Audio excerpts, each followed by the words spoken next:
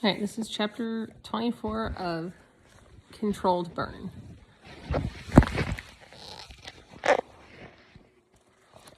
This is 3 months later, so this is 3 months after the fire, the forest fire. How do you know which one she is? Amelia stood on top of my feet, trying to make herself taller so she had a better view of the fence at the deer sanctuary. I don't know, I admitted. We stopped to visit Wilma on our way from the airport to Grandma and Grandpa's house. Amelia and I both had a long weekend off school for fall break, and Mom and Dad had been the ones to suggest that we use this time to visit our Thistledew family. I couldn't wait to get back. I had been missing Big Bear and Griffin and Grandma and Grandpa like crazy. Amelia had asked me to tell and retell the stories from my summer in Minnesota so many times that I knew the memories would be imprinted on my mind forever. But I felt like Amelia couldn't truly appreciate the stories until she spent time with my summer family herself. I also knew that the little time in the fresh Minnesota air away from her doctors and physical therapists and checkups would do her good. Together, my sister and I peered over the fence and looked at a trio of smallish deer who were gazing on some grass not very far away. Honestly, they all looked pretty much the same to me. Fluffy light white tails, soft brown fur, skinny legs. Even their eyes were all the same color. I don't know why I thought I would be able to recognize Wilma as soon as I saw her, but I was pretty obvious I wouldn't. In the months since I had last seen her, she had grown from fawn into nearly a full-sized deer. And unlike then, she was now entirely capable of feeding herself. I honestly don't know what she would look like now that she's not scrawny and small anymore. How many deer live in the sanctuary? Amelia asked me, clutching my hand. I was still getting used to the feel of her new skin, which would always be severely scarred after the fire. Some parts of her body still looked pretty much like the way they did before that May night. But one of her hands and arms had been burned very badly, and a lot of her skin was usually hidden by clothes. As had a lot of her skin that was usually hidden by clothes. The skin grafting surgeries had helped to cover up some of her worst burns, but even those areas would never look like they did before the fire. Also, her hair was still growing back, rough and patchy after it too. It too had caught in the blaze. Luckily, Amelia had always been a confident kid and didn't seem too worried about what she looked like. And even more luckily, the fire hadn't destroyed her spirit. At her core, she was still the same incredible girl she had always been. I think there are a couple dozen deer living here most of the time, I replied. Most of them are rescues, like Wilma, but Griffin told me a few of them were born here at the sanctuary.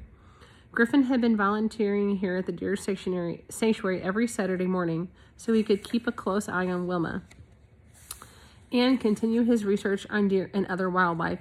He definitely found the perfect place to utilize his special blend of patience, kindness, intelligence, and love for animals.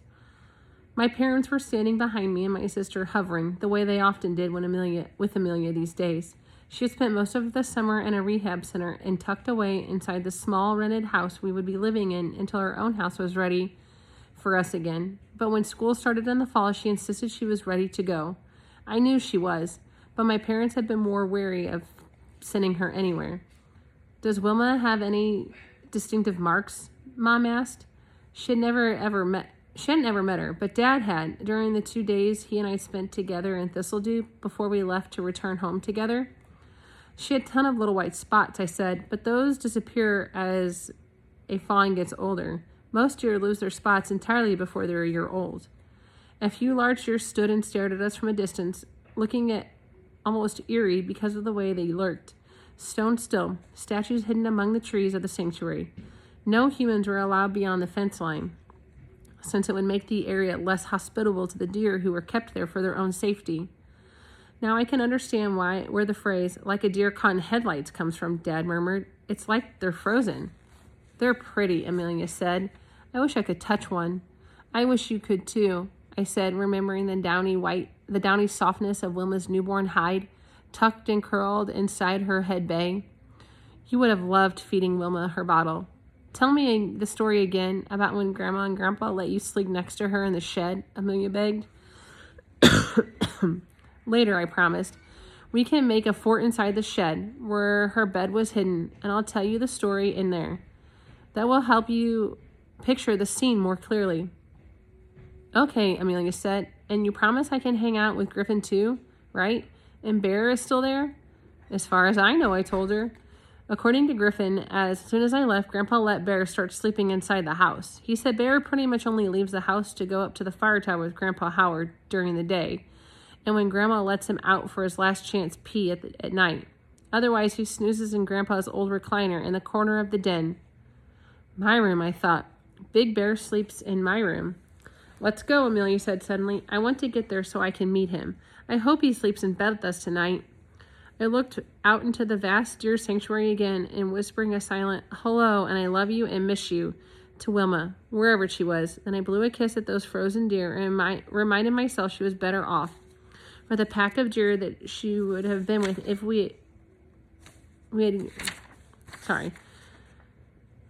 that she was better off with a pack of deer than she would have been if we had kept her in the backyard of the Thistledew house forever.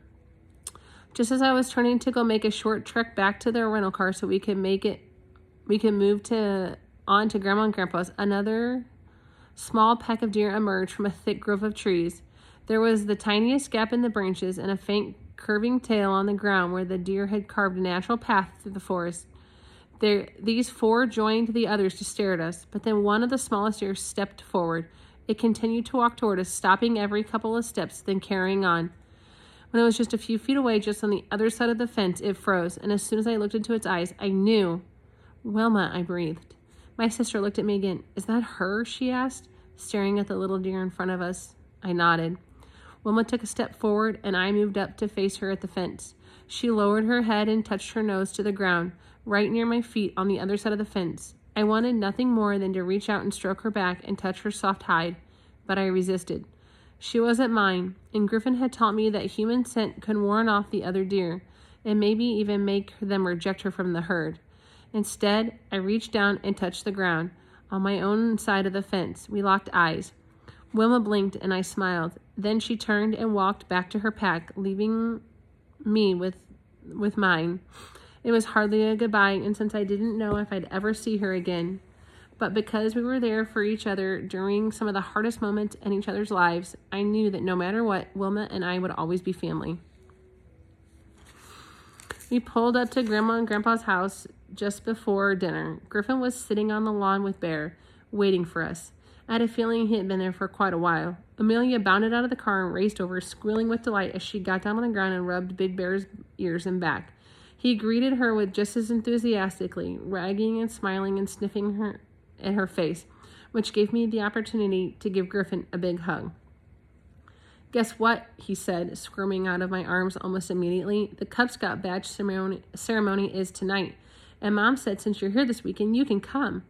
I loved that Griffin was the kind of person who could jump back into the easy friendship, as if no time had passed at all since we had last been together.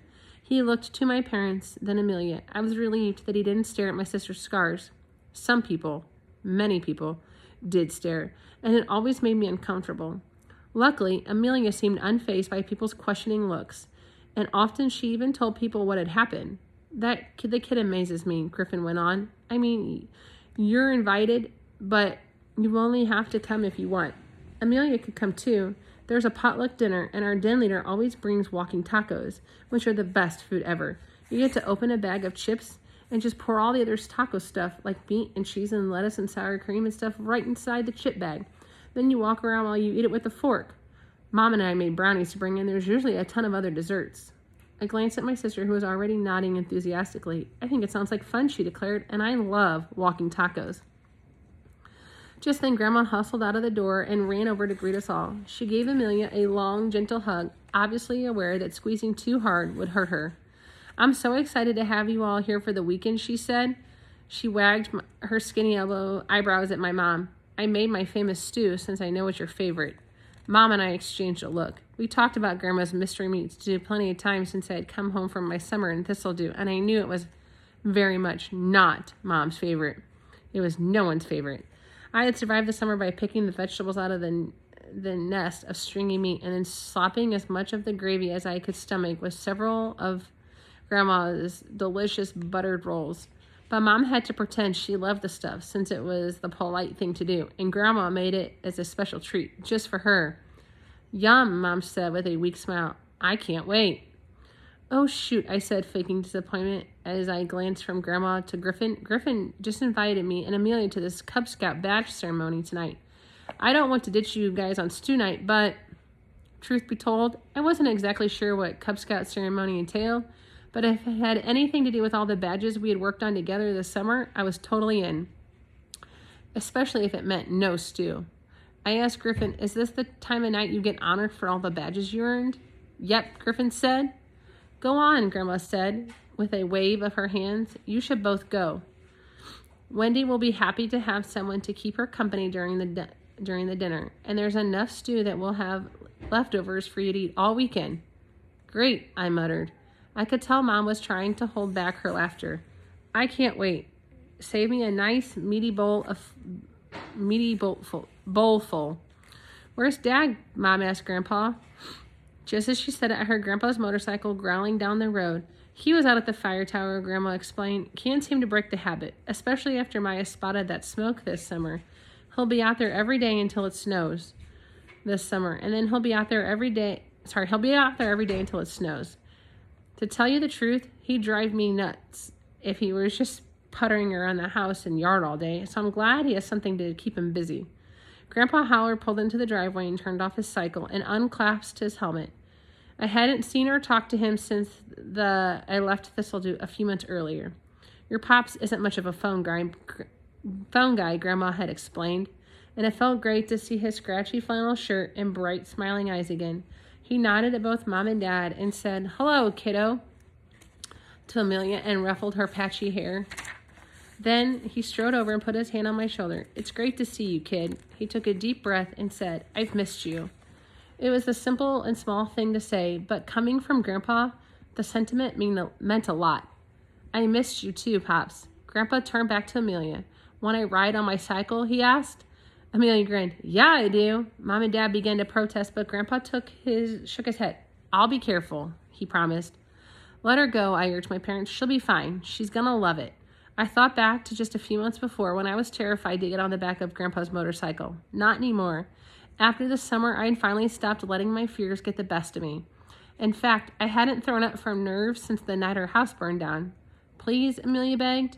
Mom and Dad exchanged a look, and then they both glanced to me for the official go-ahead.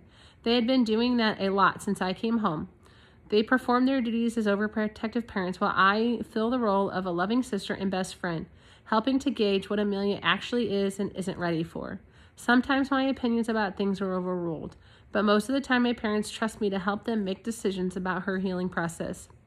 I returned from Grandma and Grandpa's house a much stronger and more confident person than the girl who left, and my parents seemed to have noticed the change.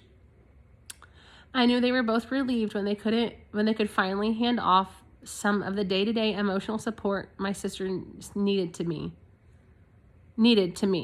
I kept Amelia company in the rehab center and tried to make her laugh through the moments of physical therapy. Because I was able to help with a lot of those things, Mom and Dad could spend part of their time focusing on their own healing and the rebuild of our house.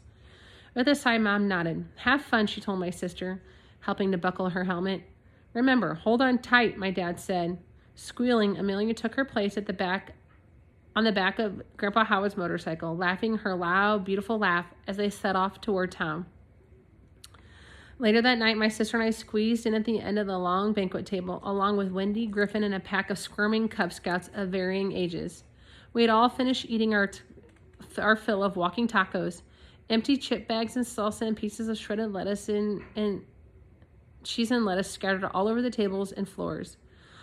One of the den leaders had finally announced it was time for the badge ceremony. Griffin and another scout clapped and cheered as each kid went up to shake hands with the den leaders for earning 3 or 4 new badges during the summer and early fall. After 10 long minutes, just when I was starting to worry they had forgotten about Griffin and his huge achievement, one of the scout leaders held up his hand for quiet. This year, one ambitious member of our den went above and beyond what was expected. I am proud to welcome our friend Griffin to come up and accept a certificate for working on the requirements for every single one of the Bear Scout badges. Wendy whooped and whistled as her son walked to the front of the room to shake his den leader's hand. Several of the den mates pounded on the table and hollered out congratulations, and Griffin beamed from ear to ear. After taking a gallant bow, he raced back to our end of our table. His mom jumped out of her chair and pulled him in for a giant hug. "My brilliant boy," she said into the top of his head. I could see that she had tears in her eyes. "My smart, talented, amazing Griff." Wendy pulled back and smiled at him. I was grateful I could be there to witness Griffin's big moment. I knew how badly he wanted to make his mom proud, and there was no doubt he'd accomplish that. "I'm so proud of you for setting such a big goal and then sticking to it. How lucky am I that to have such a motivated young man in my life." Griffin beamed at his mom, and the love between them was so evident. Between the table, Amelia reached for my hand. Then she turned and smiled at me. I considered how lucky I was to be a part of so many amazing people's worlds. Even though the fire had destroyed a huge part of our old lives, it also opened space for new growth. Now Griffin, Big Bear, Wendy, and Wilma were a part of my family. And Mom, Dad, Amelia, and I all had been gifted the chance to build a stronger relationship with Grandpa Howard and Grandma Bee. Of course, I still couldn't help but wonder sometimes how our lives would have turned out if the fire had never started, or if I had gotten my sister out sooner that night. But wonder was all I could do. This was the reality of our lives now, and I was grateful that they were all figuring out how to emerge from the ashes together.